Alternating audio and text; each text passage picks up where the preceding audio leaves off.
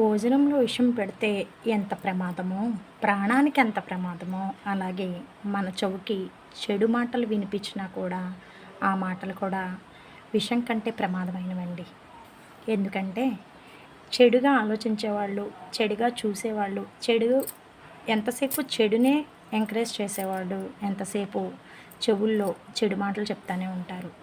కాబట్టి ఎవరేం చెప్పినా నమ్మొద్దండి.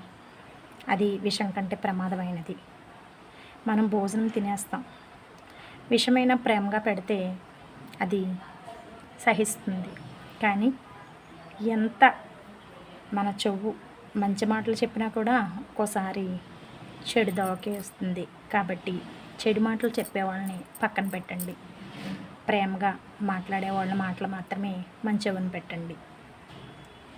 చెవుతో విన్న మాటలు, నోట్లోంచి వచ్చే మాటలు సమానంగా లేవండి. ఎందుకంటే చెవులో మంచి మాటలు విన్నా కూడా మన నోటితో విషం కక్కుతున్నారు. అది కరెక్ట్ కాదు. చెవుతో ఏదైతే వింటామో నాలుకలోంచి కూడా అదే మాట రావాలి. ఆ మాట రాకపోతే మనిషి ఎప్పటికైనా మోసపోవడం గ్యారంటీగా. తన జీవితంలో కూడా ఏదో టైం వస్తుంది, మోసం పడతాడు మనిషి అనేవాడు. కాబట్టి నిజంగా మనం చెడు ఏమన్నా విన్నా కూడా అది ఎందువల్ల అయిందనేది ఒక్కసారి ఆలోచన గ్రహించాలి. కానీ మనమేంటి, మనకు ఒక మాట చెప్తే 100 మాటలు మనం చెప్తాం. మన నాలుకకున్న స్వభావం. కాబట్టి విషం కంటే ప్రమాదమైనది మన చెవుతో విన్నది. నిజంగా చెవుతో విన్నది, కళ్ళతో చూసింది మాత్రమే నిజమని నమ్మండి.